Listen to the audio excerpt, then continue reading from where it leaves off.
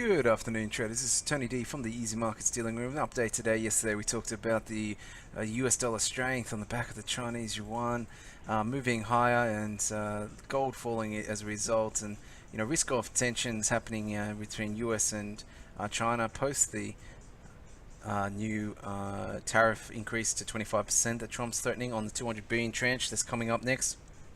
The market in general did stabilize, but you are seeing everything still at the lower end of the range. Aussie dollar hasn't really bounced much. The pound hasn't really bounced much. The euro hasn't really bounced much. Now, what's going on in the market here is that we do have the sort of breakout here from the euro towards the bottom end of the range, breaking out of its wedge. Really hard to buy when the market's in this sort of mood ahead of something like the and non-farm payrolls tonight. Non-farm payrolls tonight is another source of US dollar strength potentially. And so you got US dollar strength from strong US data, US dollar strength from risk-off flows in many of the markets. This is leading to the US dollar winning most battles, and it's although we are at the bottom end of the range, we've got to be a little bit careful that we do get the right price action before we start to fade this move.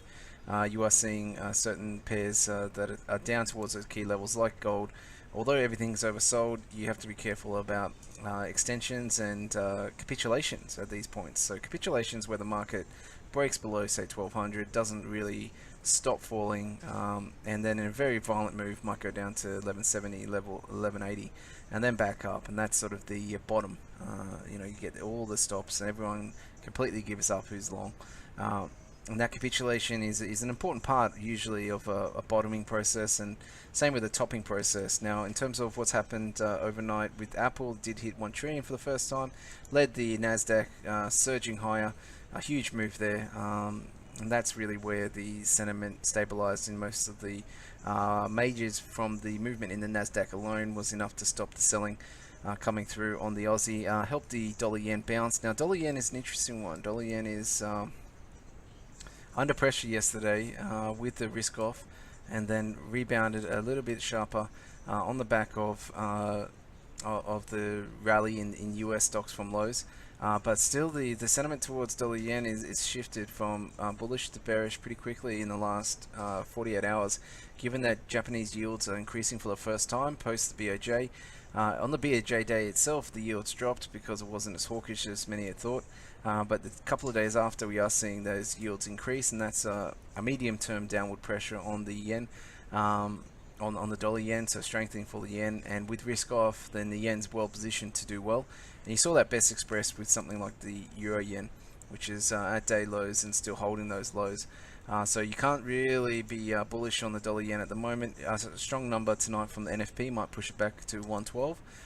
But sustained rallies are going to require change in the fundamentals, and that's what we really don't have here until we get some sort of resolution from China, US as well. Unlikely that dollar CNH is going to come back down too quickly, and therefore you aren't going to see any way in which risk assets will be able to rally. So the Aussie dollar's outlook has got a lot worse. Very dangerous here to continue playing the everything's good range trading game. Same with the euro and the pound. Pound's threatening 130. Euro's threatening to test that 115 level. Things will get much more serious down there. I'm not saying that for sure everything's going to break, and if we bring up the dollar index, you'll see how key these levels are.